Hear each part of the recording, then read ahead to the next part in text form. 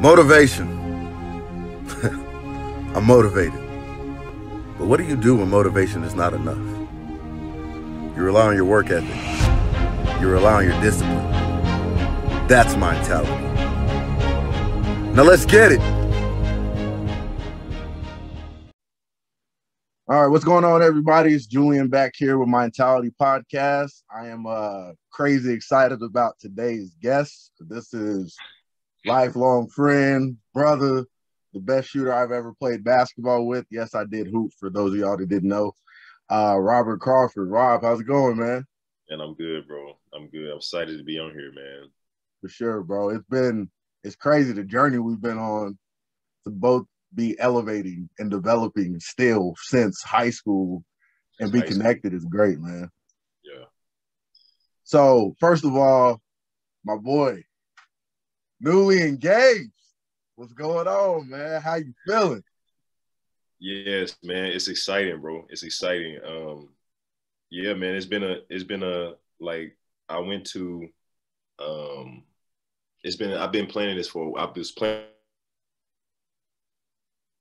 and just kept on not lining up how I wanted to line up. And then I ended up going back to Asia, you know what I'm saying? So then like I was there and I said, man, it's time to tie the knot, bro, because that's my best friend, man.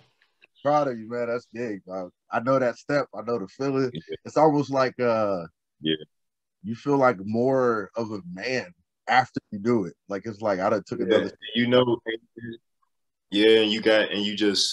it feels good to be locked in, man. It feels good to not be in a situation of just dating and just, you know what I'm saying? Well, for us, man, I'm a relationship guy, man. So it was super important for me to find her, you know what I'm saying? To me, you know what I'm saying? She's everything, man.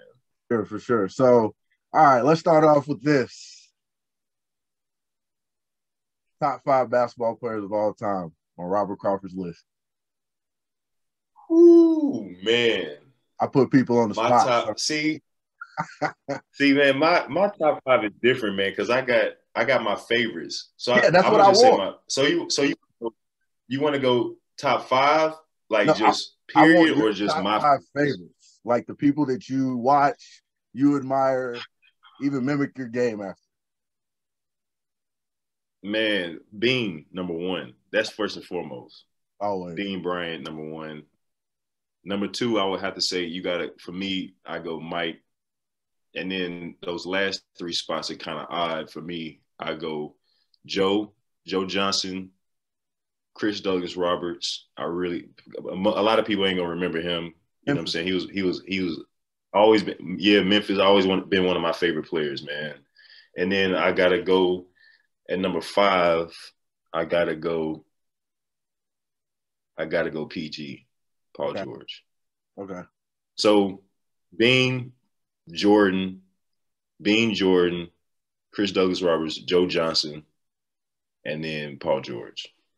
And then if I gotta Devin Booker too, man. I gotta find a way to ease him in there. He's one of my favorites. Apology, by the way. Hey, hold on. Now wait a minute. What did I say? What was our argument? Because we all get into it about stuff. I told y'all Booker is better than Klay Thompson.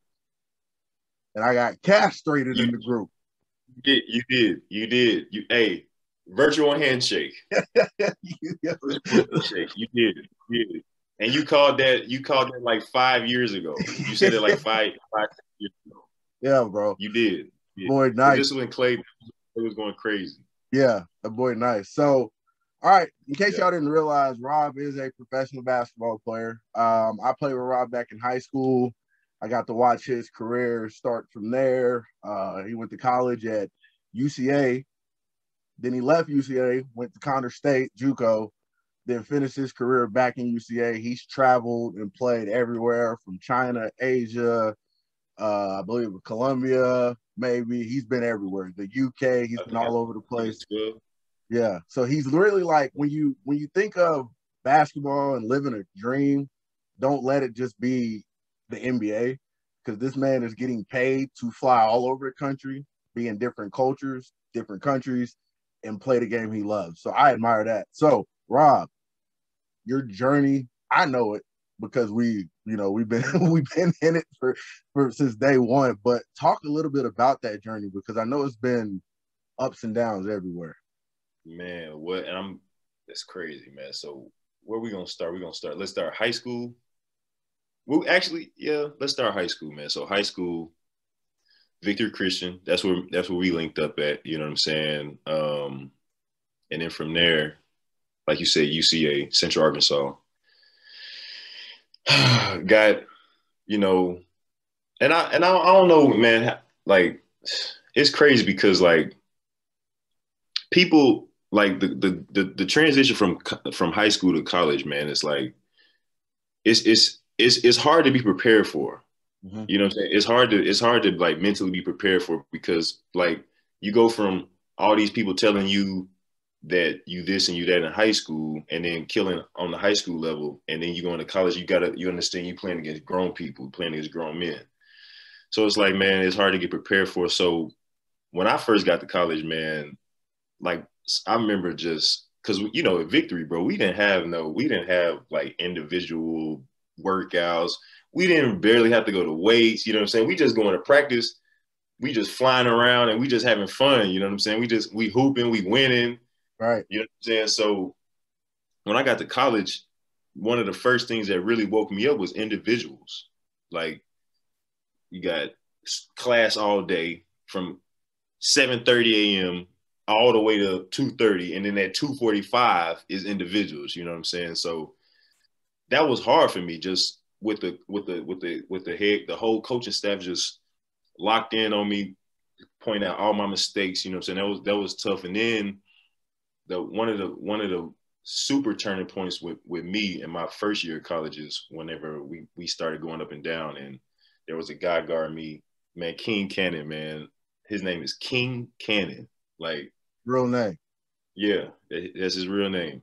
And man, shout out King, man. But I remember one practice, like one of the practices, man, I'm trying to do something off the dribble. You know what I'm saying? In high school too, man, I was like I wasn't really a wing player.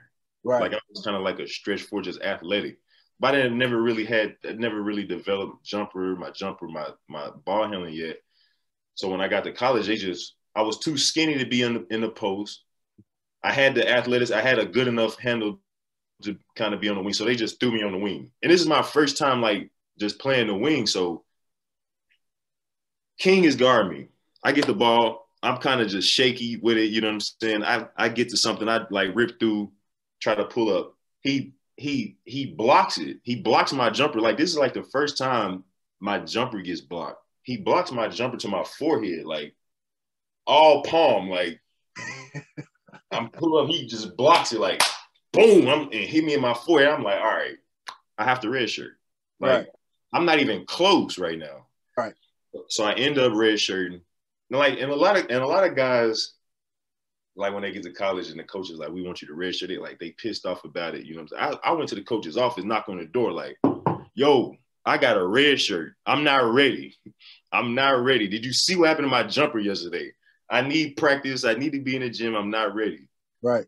So they was, you know what I'm saying? And actually they didn't even really want to redshirt me. They was kind of like, why? Like, I'm like, listen, I'm not ready. So I ended up redshirting. Was in the gym, man. And then we grew up like that. You know what I'm saying? I was always in the gym. I never really was like a big partier, man. I never was like a big going out type of person. Like, you know what I'm saying? In high school, like I had never even drank before. Right. Going into college. So when I redshirted, yeah.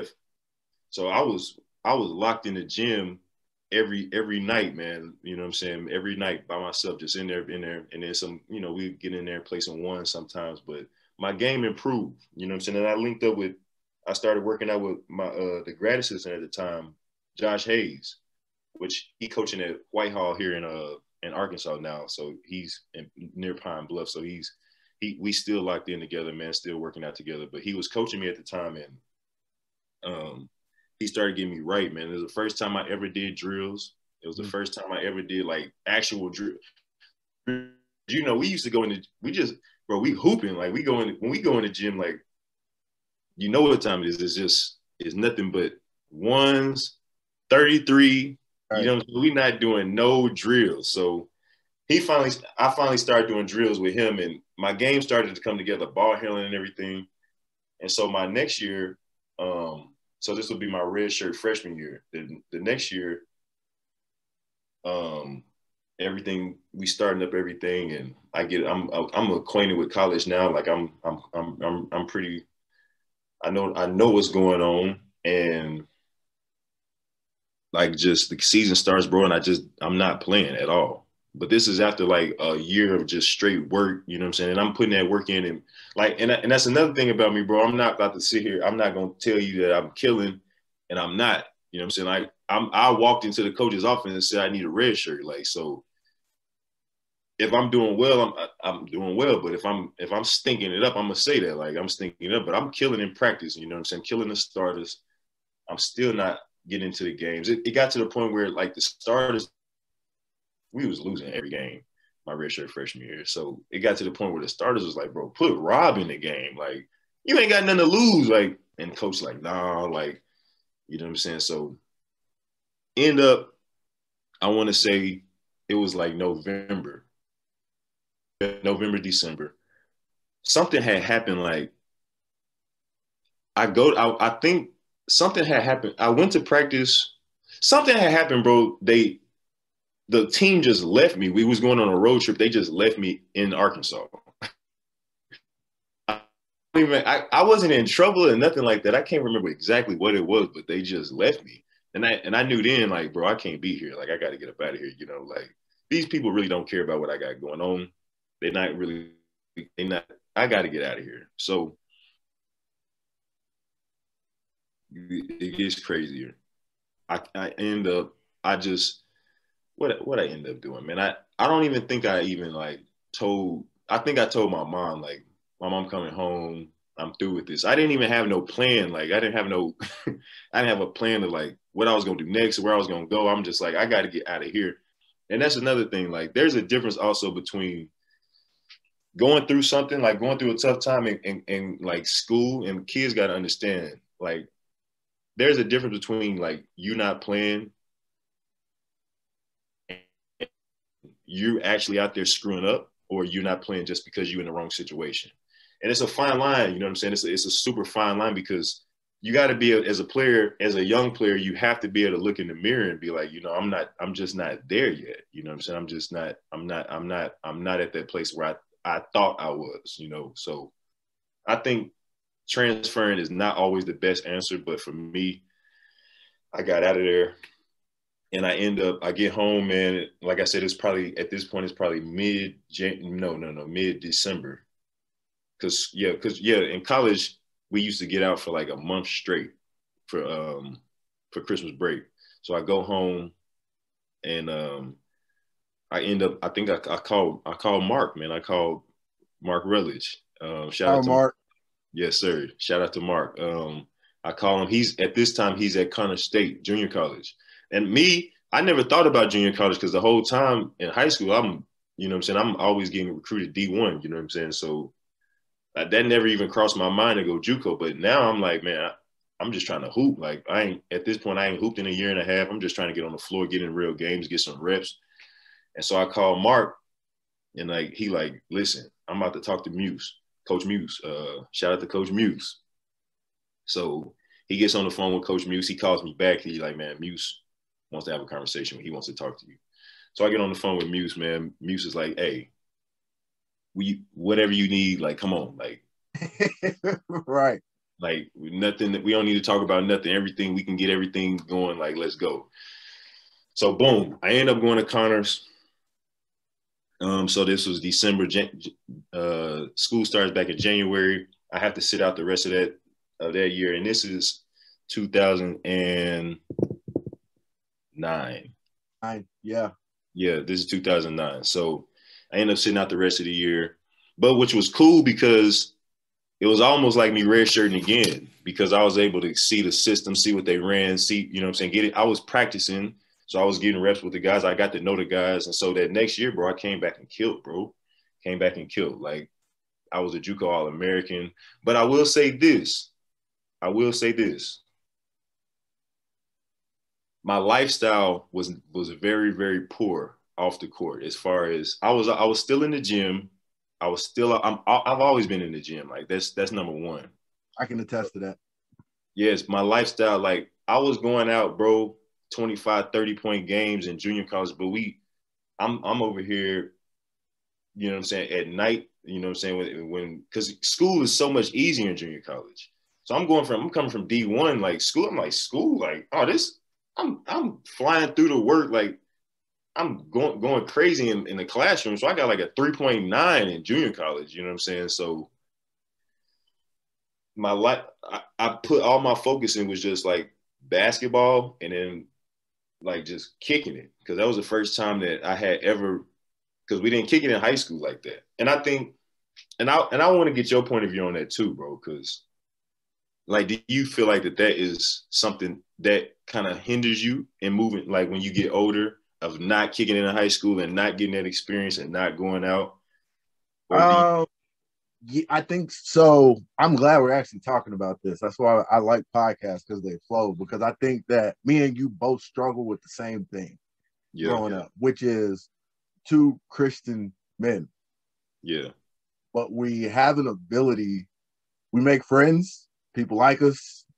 Yeah, they invite us to things, and the outside world is always pulling in. And when you are focused, when you're focused and you're trying to do something that, especially when God's giving you a gift, it's the devil's job to figure out a way to distract you. Like that is his job.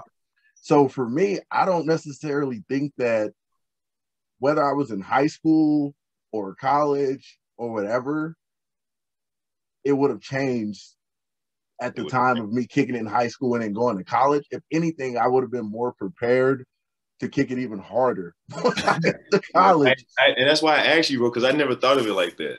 I always thought of it like, if I would have been able to kick it, I would have been used to it and it wouldn't have happened in college. But it could have very well happened just like that. Like I'm used to it now, so I'm really kicking it. Right. So yeah, so man, like I said, so junior college, bro, that was the first time. And junior college, bro, there's a real like misconception about junior college too. Like I said, the school part was easy. The school part was easy for me because I had already encountered education at a Division I level. Right. And like, you know what I'm saying? But I mean, obviously it's not just ABCs in junior college. So right. But the misconception about junior college is that it's just like just trash. Like it's just like, I know for a fact, just to intervene, I played both. As far as I went to NAIA school, but I've played D1 talent guys.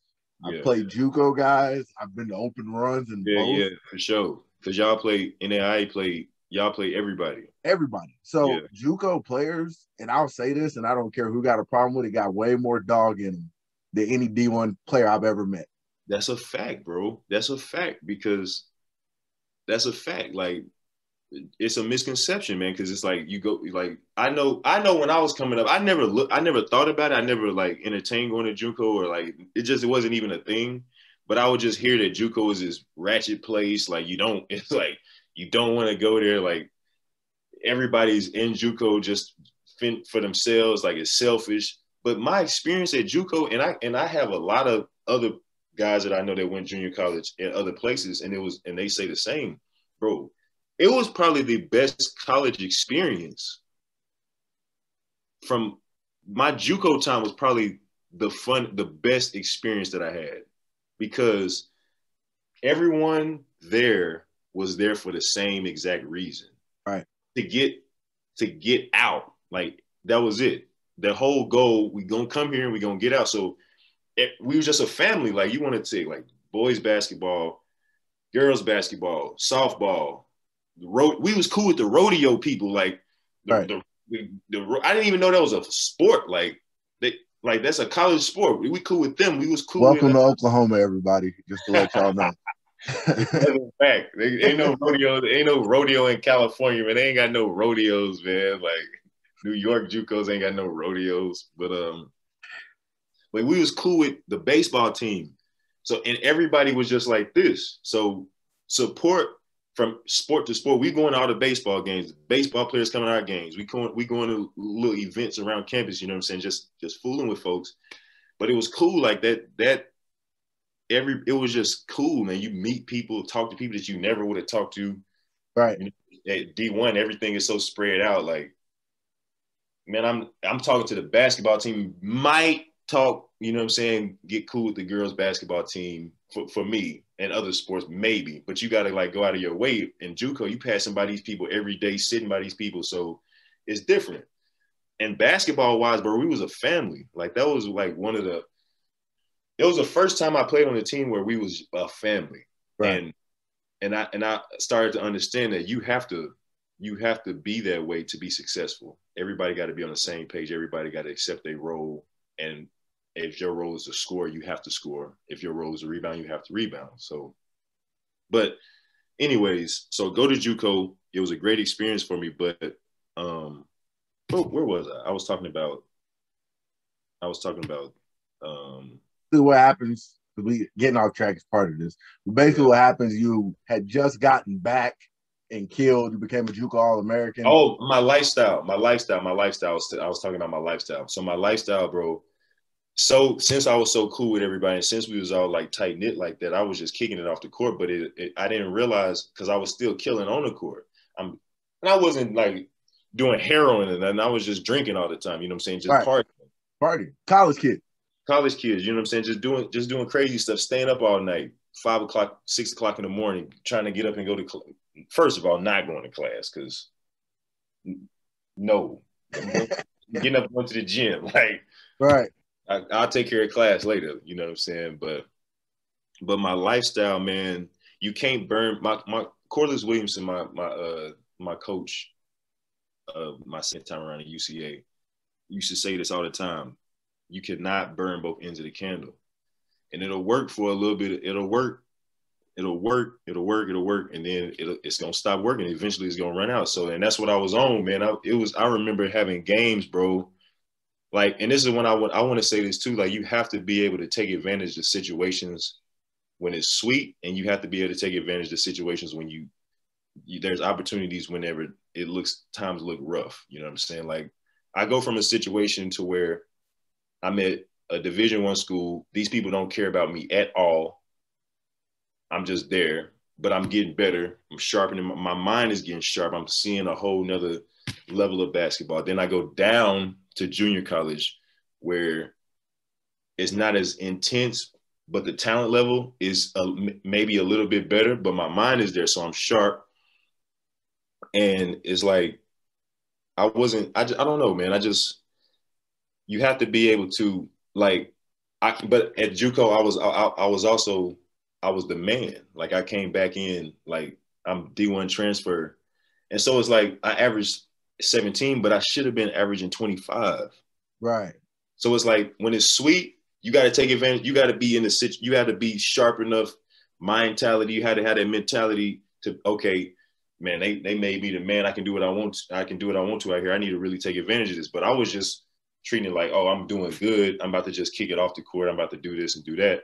But when I should have been locking in on basketball more and focusing on my body. But I didn't know nothing about that. Like, we didn't grow up knowing that the stuff you ate really affected you. We didn't know anything about that. So what's crazy, man, just to interject, what you're talking about is something that I've talked about in previous episodes. But when you look at guys like Tom Brady, Kobe Bryant, Michael Jordan, these dudes was winning championships, and like 2-3 weeks later, back in the gym, back on the field, back study. They weren't trying, like, yeah, there's a celebration. I'm happy. I want more. How can I get better to do this again? So I feel you, because a lot of athletes, like, we want to celebrate at the first bit of a win instead of looking at that as like, this is just a stepping stone to my legacy building where I'm going. Like, you get 21 game, okay, I'm gonna get 26 the next one. Right. You average 18 one season, all right, I want 22 the next season. That should be it. A lot of people just get so satisfied with that. They accomplishment right now. Right. You know what I'm saying? So that's what I'm saying, man. So like, I remember games, bro, where I remember one particular game, bro. I had 32 points. Yeah, I had like 32 or 33 with 18 minutes to go in the second half. 18 minutes ago. And I played the whole game. Like, but I'm so dog tired. Like, I'm so tired. I can't score anymore. But that game I end up with like 35. Right. You know, and but that's a game where I should have ended up with like 51, like 57. You know what I'm saying? Right.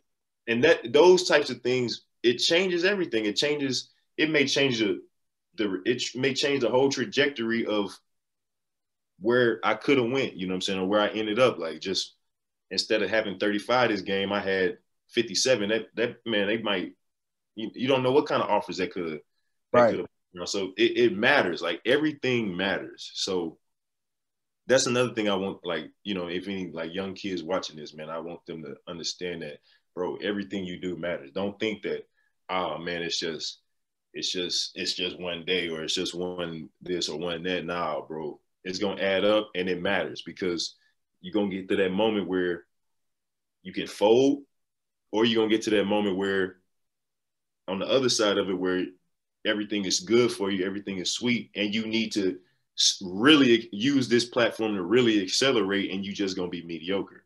Right. And so, say all that to say, my JUCO experience was great, man. I ended up JUCO All-American. And so my recruiting process, that's a whole nother story.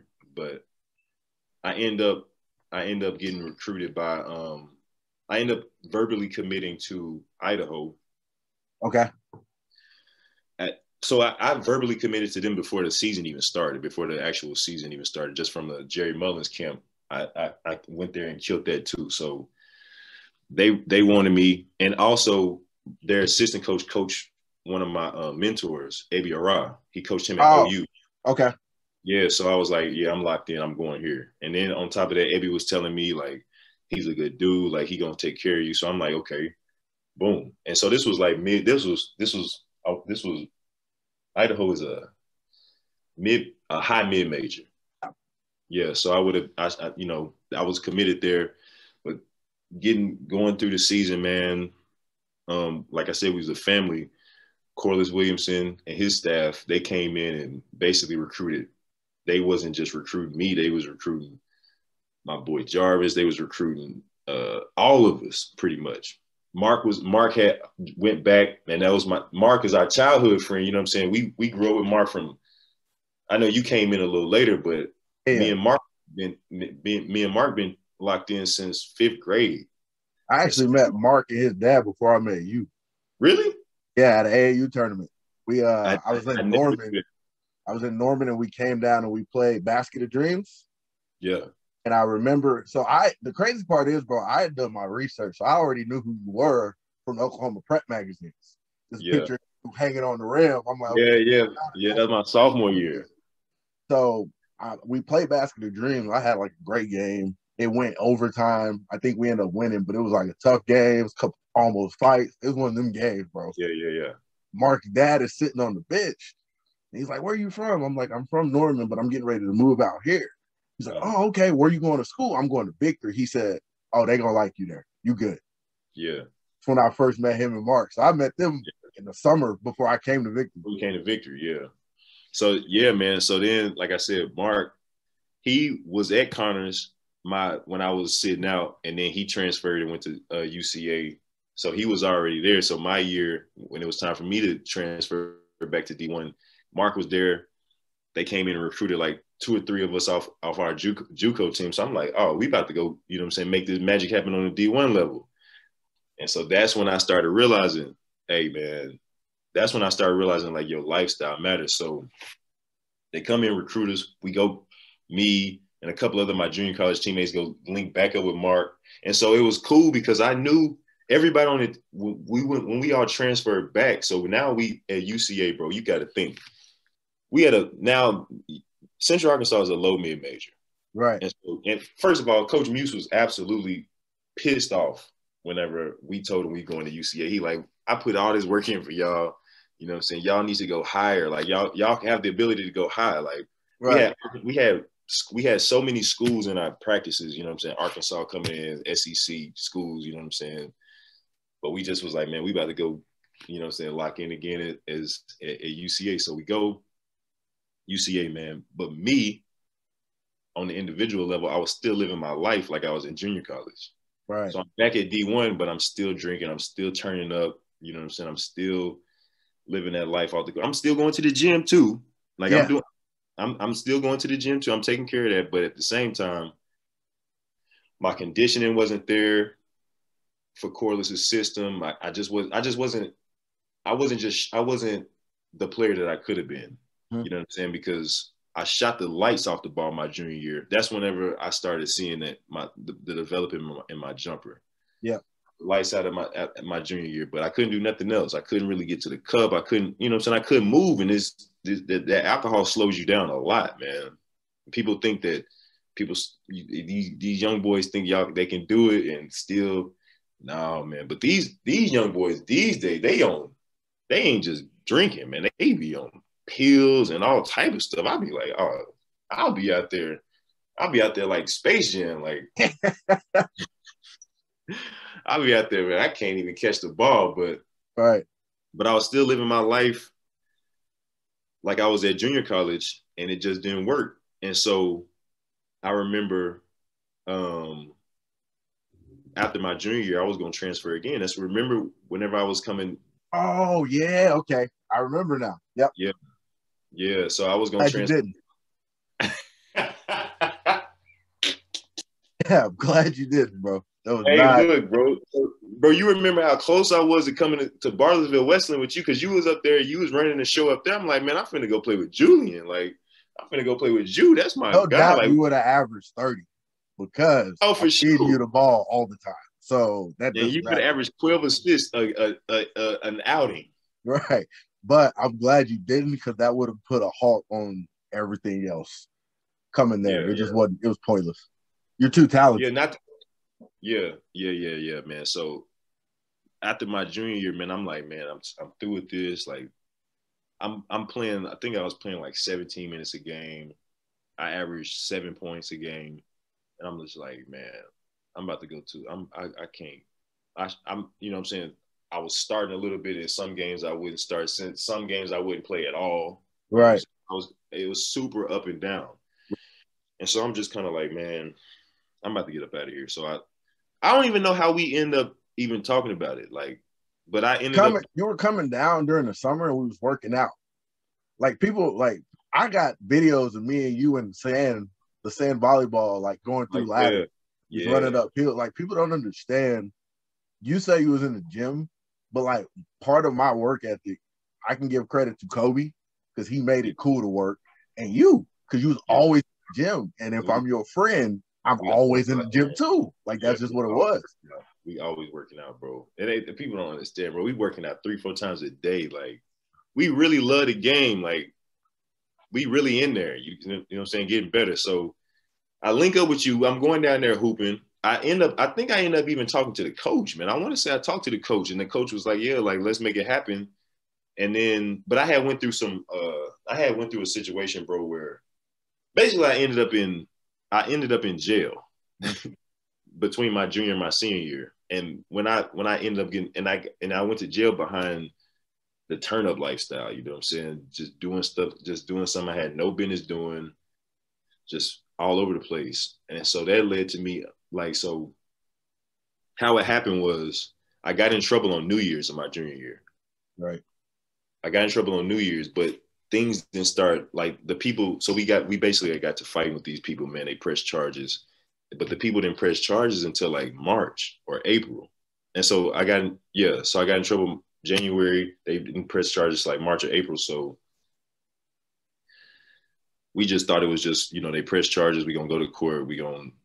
Corliss was going to handle everything, and we're going to be good. So I ended up going home, and that's when I came home when we was working out, and I had to go back to Arkansas for the little court date. The court date was like May, like 20th or something. And, you know, in college, you get out of school like the early part of May. And so I'm just thinking, okay, I'm about to go to this court date. You know, I'm about to I literally didn't even take a bag or anything. I just drove down there for the court day, and I planned on driving right back. Man, get down there, end up the lawyer that we had got, the lawyer that Corliss hooked us up with was like, man, he went inside, talked to the judge, and we thinking he finna come back and be like, all right, y'all gotta serve some community service or something, some slap on the wrist, like, all right, I'm out of here. Like, right. He comes back like, you know, here's the thing. You can either take 14 days. You got 3 options. You can take 14 days, a $900 fine, and no community service. Or you can take 8 days, $900 fine, and like 400 hours of community service. Or you can fight it and have the chance of, and maybe having to get locked up for 6 months. And I'm like, those are the only options? What is going on right now? Like, what do you mean? So he like, man, you know, it's just how it is. And that's when I started learning about in Arkansas, being a black man, getting caught up in the court system in Arkansas. You know what I'm saying? That stuff is real, man. That stuff is, our parents preach that stuff to us. Our folks preach that stuff to us all the time, but we just kind of just take it light, you know what I'm saying? Take it lightly, like it's not a big deal, but it hit me just like that, man. I chose the 8 days. And so in that 8 days, man, when they locked me up, man, I'm talking about, man, and I'm just in the county, bro, the county jail. They treat you like a animal. Right. And I'm just like, bro, y'all really like in here treating folks like this. Like, I'm talking about like, man, it could get so deep, man. I'm just like, it led to me, man, being in there. Like, so what really led to my mental turnaround was I was in there, man. And so when they first bring you in, you get, you know, they put you in a holding cell, you know what I'm saying? Super cold in a holding cell. We ain't had no blanket, but they put the jumpsuit and stuff on us. You know what I'm saying? I ain't had no blanket or nothing, no pillow. I'm just sitting there. Well, I think I was cuffed. I think my hands was cuffed. And so I'm sitting there probably, bro, I'm probably sitting there for probably like 10 hours, just sitting there, just sitting there. And so they finally booked me in. I go to population, and population is when you go around everybody else. And so I go to population, you know, I'm kind of just like, man, I can't believe I'm here. Like, well, I'm in there, and everything started getting, you know, so I started talking to people. And it was cool. Like, it was cool in there. Like I happened to be with some guys that were in there that was cool guys. You know what I'm saying? I saw one fight, but it's jail. Yeah. But got cool, started playing cards, started playing chess, started doing stuff to pass the time. And so they called me back, like, you got another court date. You gotta come back out of population and go to court, and then we're gonna rebook you. I'm like, okay. So I'm thinking this process is gonna take 20 minutes, you know what I'm saying? 20, 30 minutes. So they take me out, I go to the court, I plead guilty, you know what I'm saying? Everything is cool. And they put me back in a holding cell, but I was in this holding cell, bro. I was probably in this holding cell for like 15, 16 hours straight, bro. Like all by myself, you know what I'm saying? They giving me my food up under the door, just like you see it on movies and stuff. So while I'm sitting there, bro, I'm just thinking, like, because I had already came down to Westland to hoop with you, right, and with the team. And so I was, at that point, I'm transferring, like, it's no question about it. But I started thinking to myself, like, bro, you put yourself here. Right. Like, Corliss didn't put you here. Your coach didn't put you here. Your mama didn't put you here. Daddy didn't put you here. Nobody got you here except you. So maybe, just maybe, the fact that you had a horrible junior year was your fault. Right. The stuff because of the lifestyle that you was living and the stuff that you was doing. And so I was just like, you know what? I could transfer, and it could be a lot easier for me. I could make it a lot easier for myself. And also, trying to be a professional, man, I knew that my senior year was super, super important, and me trying to get overseas and trying to get an agent and all that. So I was just thinking to myself, like, man, I could transfer, go average 25, which I probably wouldn't average 25 because I didn't even know how to average 25 at that point in my life. Right. Like I didn't, you know what I'm saying? I didn't know, like, and it's another thing, like young players don't understand. It's more, you have to know how to score. Like scoring is not just running around. Like you have to know how to pick your spots.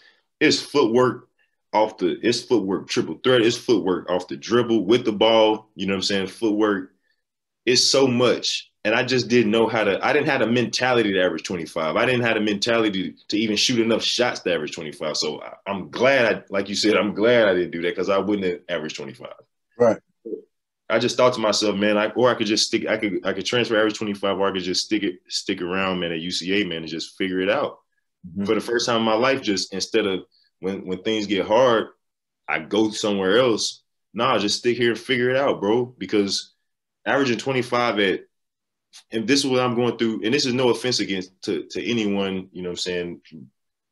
Your academics being paid for through sport is a blessing, no matter where you are.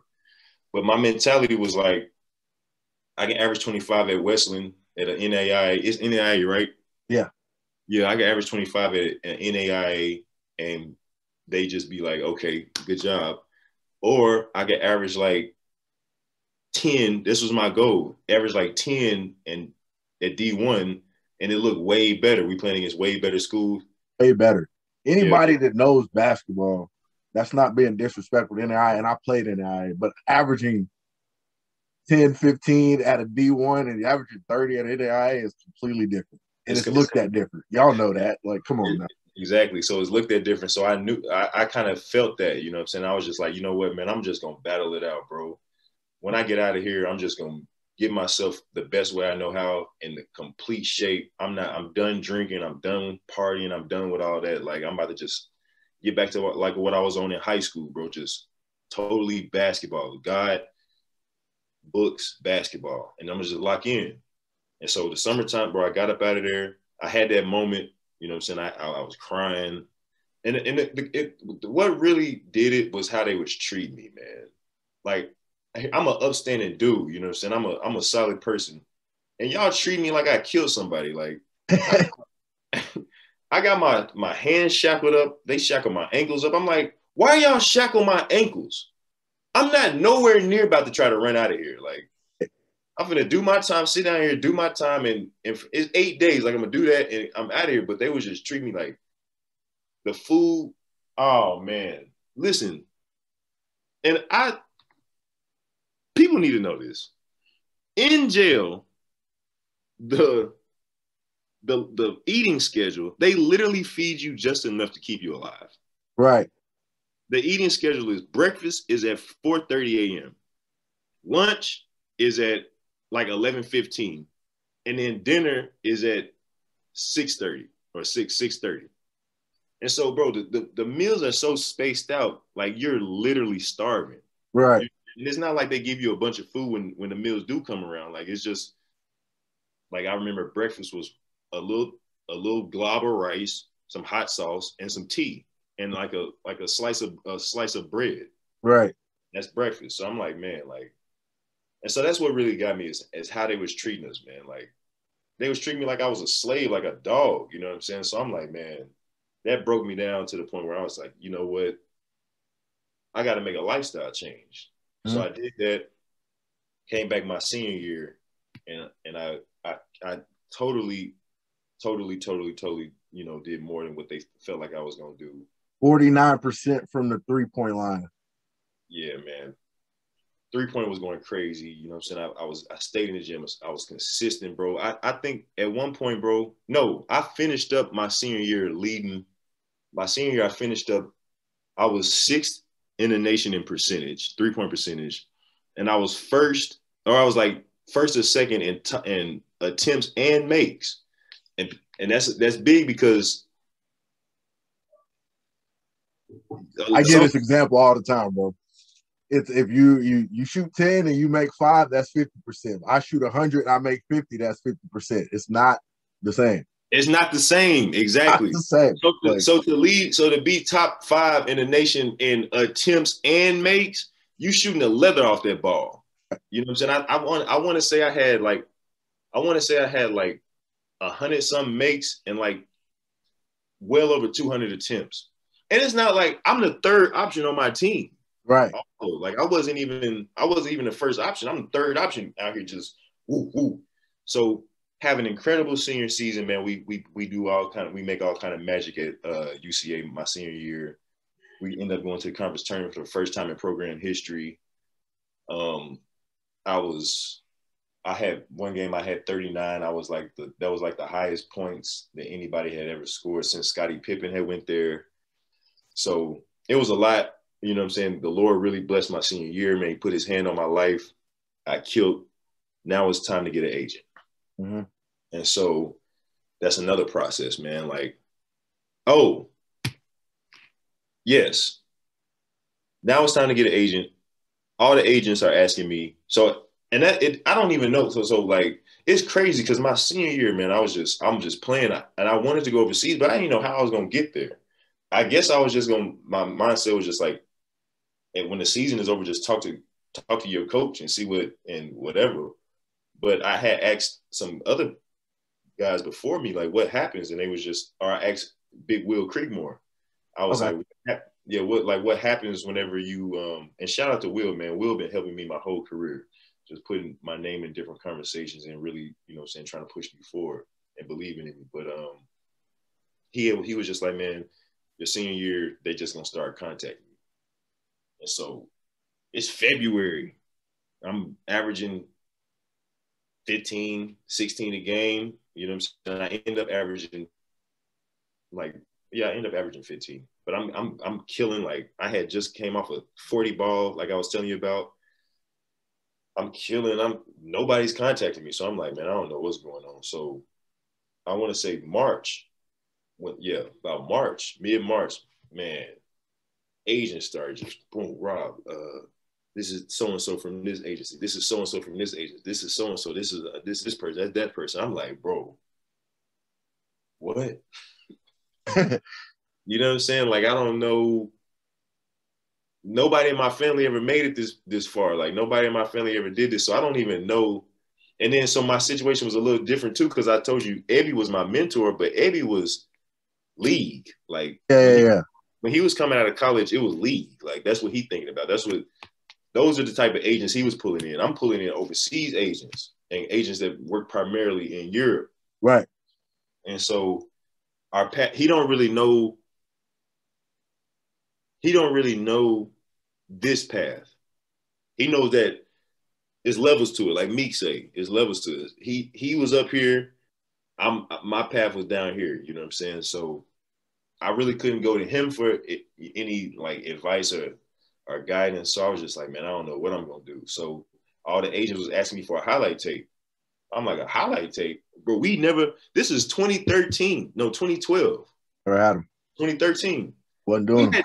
I had never had a highlight tape. And I've played all the way through college and never had a highlight tape. Like, that's crazy to think about now that, like, everyone has a highlight tape. So so the agents are.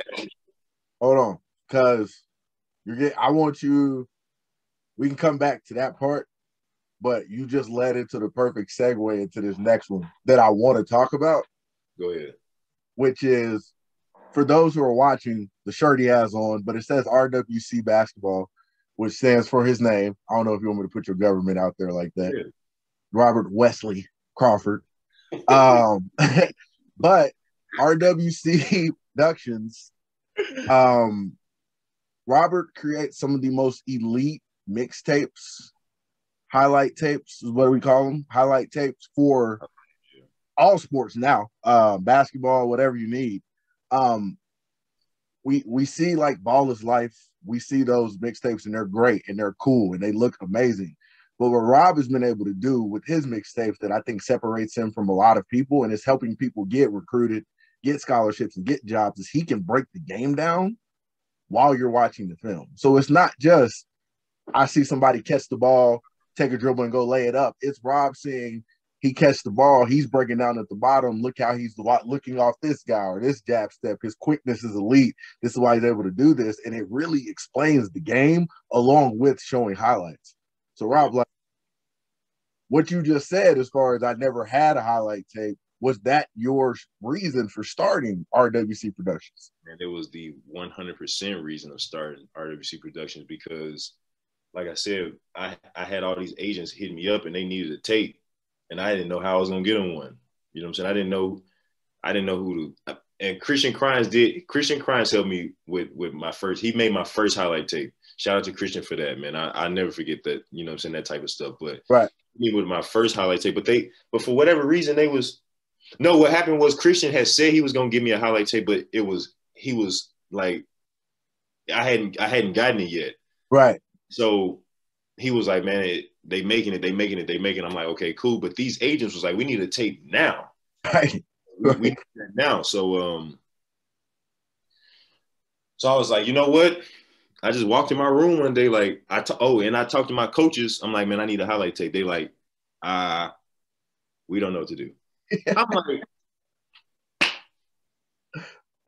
and look, and so Corliss, he another league player. You know what I'm saying? He played in the league, so they don't know how to navigate those waters. You know, they don't know how to.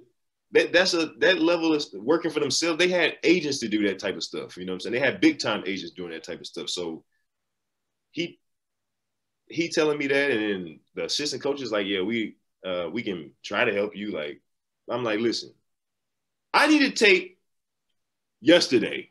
Right. You know what I'm saying? Like, I can't wait. I can't wait on y'all to figure it out and this and that. So I just was like, man, I started praying like, man, God, I need a highlight tape, and I don't know how it's gonna happen. You know, so go back to my room. I looked at I had a MacBook. Right. I had a MacBook, and I'm like, iPhone, iMac, MacBook, iPad, iMovie. I said, iMovie. And I had never, you know what I'm saying? I had never clicked on iMovie ever. Same. So I'm like, okay, let me see what iMovie is all about. I don't know nothing about no video making, nothing. Like, I don't know nothing, bro. So I'm like, let me see what iMovie is all about. I click on iMovie. I'm just, you know what I'm saying, seeing what's going on. I'm like, okay, so I could make a video. But I'm thinking like iMovie is to make a movie, like a whole movie. I'm like, I don't need no movie. So I'm like, I'm trying to figure it out.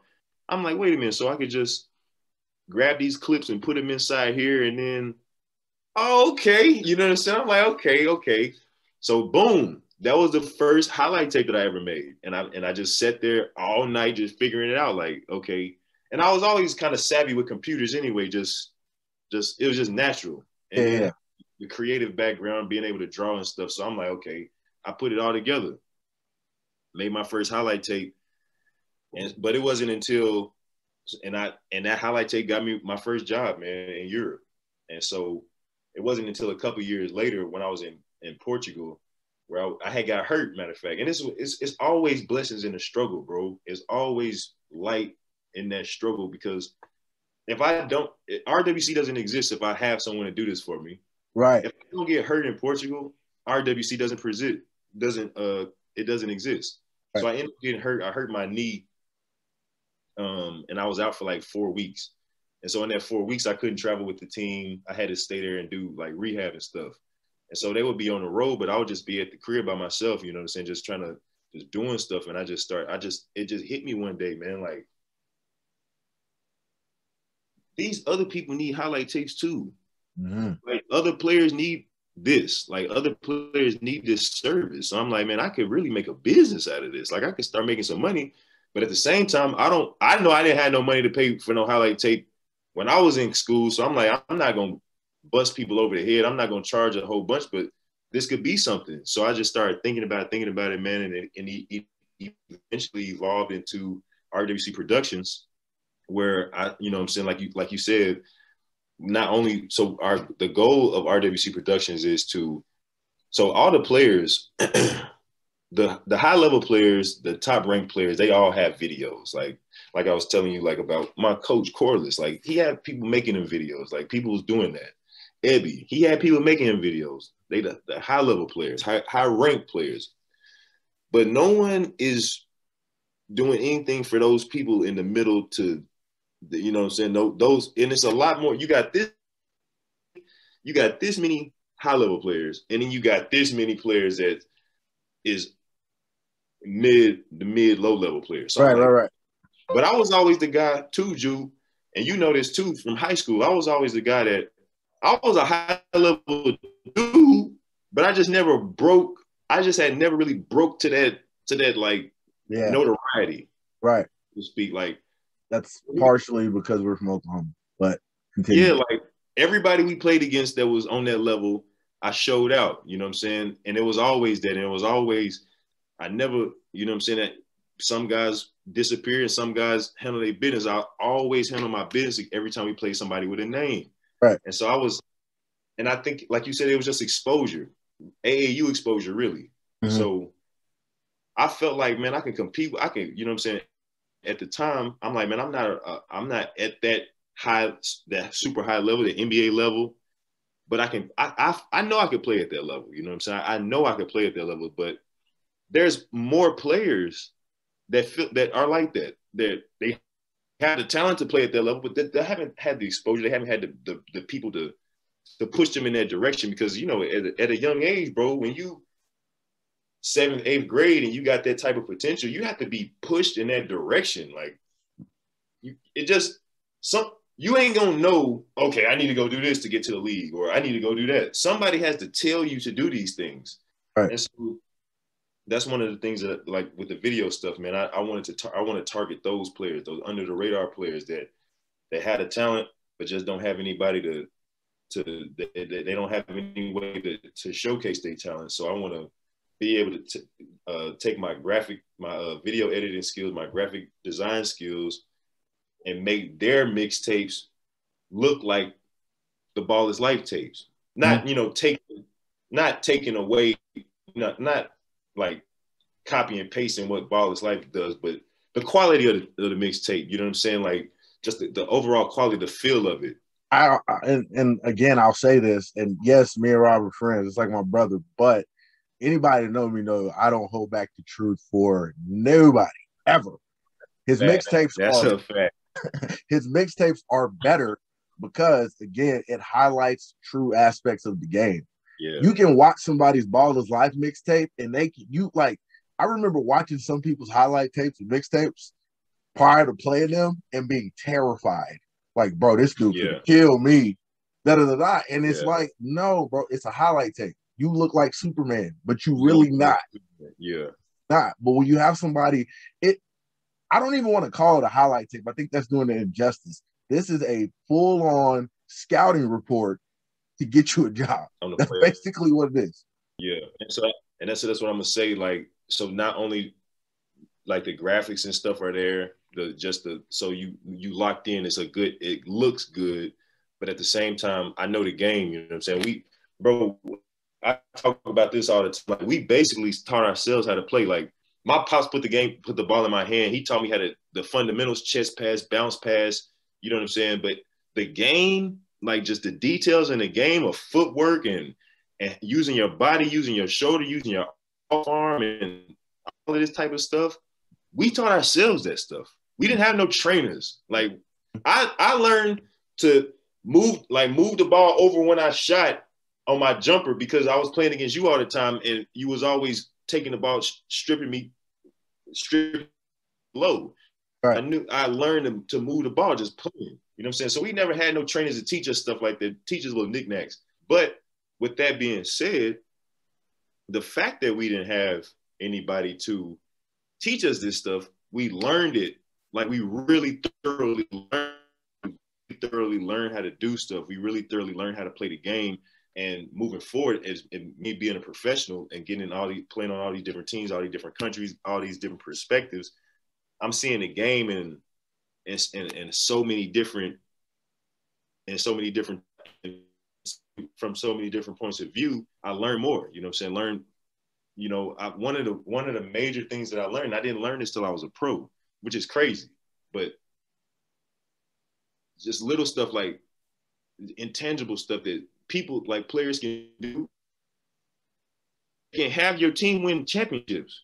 Little stuff like knowing when to swing the ball, knowing when the ball needs to change size of the floor, knowing when you pass your man, when to put your body on them. You know what I'm saying? Knowing when to do that, knowing when to having that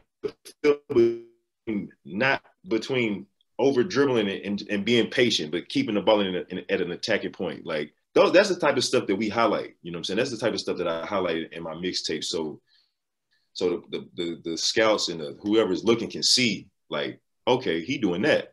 Because I had to do the same thing for myself. Like, I never really had a real agent working for me, man. So I had to take my game film and I had to make my stuff look different. I had to make it look different from the other a million highlight tapes that these agents and these coaches gonna look at. Like, what's gonna make mine stand out to where they like, oh, let me, you know what I'm saying, let me lock in on this. Let me see this real quick. I've never seen nothing like this before. And so that's what RWC Productions is doing with the highlight tapes. They're giving you something, giving these players something they never had, and also an element of video that coaches and agents and scouts at any level besides like the NBA have never seen before. And that they don't have their hands on this type of footage, on this level of detail and you know, and like effects and stuff. So let me ask you this. We're about to close this for a little bit. I actually want to have you on again because this is going so well. And I think there's more journey that we need to discuss about your process. Yeah. Number one, but I think there's more details of the game that I would like to discuss as well. Just because that's what we do. But what is your aspiration or future plans for RWC? What are you wanting for that? For RWC, my future, man, I want to just be able to, at this point, bro, I'm still like building it. I'm still building it as far as like my goal is not to make as much money as I possibly can. Like, right. That's not my goal. My goal is to the young boys like me, you know what I'm saying, they're coming up, like my little brother, you know what I'm saying? Like, my goal is to give them videos and for them to have something that they can take them to another level as far as their exposure and letting somebody that's in position to be able to pay them be able to see their videos and be like, okay, I get to look at this video and I'm gonna sign you. I'm gonna look at this video, I'm gonna give you a scholarship. I want to do that for as many players that is in that, like I told you, that under the radar range. I don't, you know what I'm saying? I don't care too much about the players that already got this service, the ranked players, the top 100. I don't really care about them. My goal is to as many kids as we can help, man. As many kids as I can help get to that next level, whatever level it is. And I will say this too. My videos it's 80%. It's 80%. How can I say this? Basically, 80% of the people that come to me for a video go play at the next level. I'm glad you said that. That was going to be my next question. I'm glad you said that. Yeah, the 80% of the people that come to me for a video, they go play either whether they want to play in college, or whether they want to sign another contract, or whether they want to play from college to professional. They do that. 80% of the people that have come to me, and it's just a blessing, bro. It's a blessing. It's a passion from the Lord. Point blank, plain and simple. He's working through me, man. So, and these tapes are blessed, bro. These tapes are blessed. They blessed. A lot of people can attest, like, man, I can't even get a tape, and I'm over here now. You know what I'm saying? You're doing this just to let y'all know, again, watching or listening, that's not just men's basketball. It's female basketball. It's high school. It's college.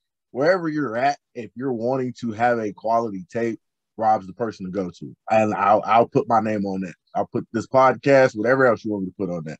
All these shoes back there. Whatever y'all need.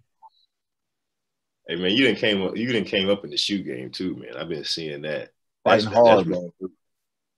Almost. Hey, where did that come from? Where did that come from? What? Because it seemed like it just came out of nowhere. Shoes?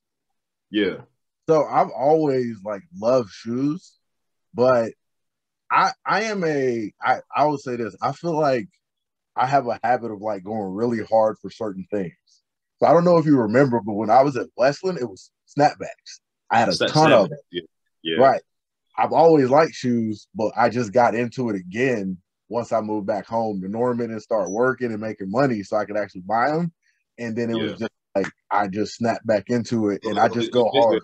It's basically a financial thing. Like when I got the money to pay for it, I'm gonna pay for it. Yeah. Now and honestly, it's getting ready to take a step back because of what I'm trying to do here, what I'm trying to do with mentality and stuff. Like so, it won't be as I shot this up pretty fast. We're not doing that no more. But you know, every couple months I'll probably try to add something. You know it though. Like when starting RWC, yeah, I could go here, or yeah, I could buy this, or I could put this money into something that's going to enhance my business. Yeah. You know, so yeah, that's it. But yeah, really, I'm just a creature of addiction, I would say. I'm just like I get addicted or obsessed with something, I just go hard for it. Yeah. That's what's up. How you on the waist now? People don't know this. How you on the waist now is how you was in basketball. Right. Football too, really, but I would say more basketball if I had to say. Because you couldn't. I don't. It was basketball, bro. I don't like football. I played because people told me to. I really didn't like. If you want to be for real, I didn't like the sport, and I got recruited by like a couple little schools, small schools in Victory. But like my thought process was, man, I'm gonna go to college for 4 years, have to practice 3-4 times a week, and play games, getting hit or hit. Like, no, I don't want to do that. Yeah. I'm not built for that. So yeah, I play football because people told me to, but I love basketball, and I think you can see that just from the work. Yeah, and people don't understand, bro. And I have to say this because this shows you how much respect I have for you, man. Because when I saw this, it was amazing to me. You went from